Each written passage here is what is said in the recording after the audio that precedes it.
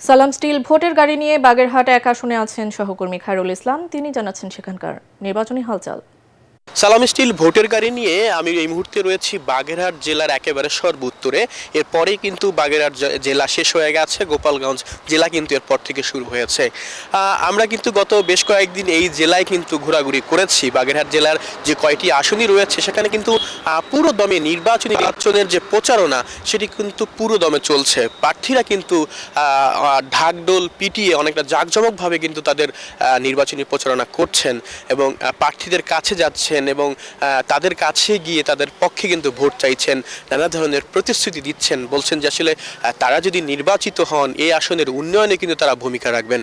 ভোটাররাও বলছেন যে আসলে এবার তারা ভেবে চিন্তে একজন যোগ্য প্রার্থীকে কিন্তু নির্বাচিত করবেন, যিনি তাদের এই আসনের সমস্যা সমাধানে ভূমিকা রাখবেন। সালাম স্টিল ভোটের গাড়ি নিয়ে এই ছিল আমার কাছ থেকে সর্বশেষ খবর।